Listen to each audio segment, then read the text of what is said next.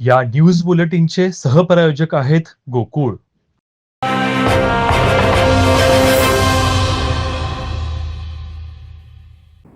जिल्हा ग्रामीण विकास यंत्रणेच्या विविध योजनांमधून महिलांच्या व त्यांच्या कुटुंबाच्या प्रगतीसाठी तसंच सर्व महिलांना स्वयंपूर्ण बनवण्यासाठी बचत गटांच्या चळवळीला प्रोत्साहन देणं गरजेचं असून महिलांना आर्थिक सक्षम आणि साक्षर करण्यावर भर देणं आवश्यक असल्याचं प्रतिपादन पालकमंत्री प्रकाश आंबेडकर यांनी केलं.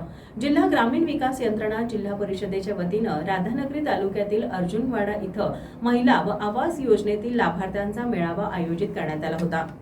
या मेळाव्याला मुख्य कार्यकारी अधिकारी कार्तिकेयन एस, अतिरिक्त मुख्य कार्यकारी अधिकारी संतोष जोशी, प्रकल्प संचालक सुषमा देसाई, तहसीलदार अनिता देशमुख, जिल्हा पशुसंवर्धन अधिकारी प्रमोद भामरे, अग्रणी बँकेचे व्यवस्थापक गणेश गोडसे, नाबार्डचे आशुतोष जाधव, गटविकास अधिकारी संग्राम पाटील, सर्जेराव पाटील, आनंदा शिंदे यांच्यासह तालुकास्तरीय अधिकारी, महिला सरपंच, बचत गटांच्या महिला उपस्थित होत्या.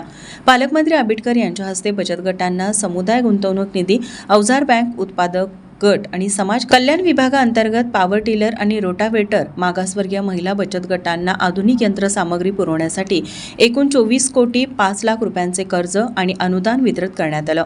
पालकमंत्री आंबेडकर म्हणाले, भविष्यात चांगले काम करणाऱ्या बचत गटांना पुरस्कार आणि सन्मान देऊन गौरवण्यात येईल. उमेदच्या विविध योजनांचा उपयोग करून महिलांनी आपल्या कुटुंबाच्या प्रगतीसाठी पुढाकार घ्यावा. प्रारंभी महिला स्वयंसहायता गटांच्या उत्पादनांचे प्रदर्शन, विक्री स्टॉलचे उद्घाटन करण्यात आलं. उमेद अभियानातील कंत्राटी कर्मचाऱ्यांना विमा कवच उपलब्ध करून दिल्याबद्दल बँक ऑफ इंडिया आणि अग्रणी बँकेचे व्यवस्थापक गणेश गोडसे यांचा सत्कार करण्यात आला.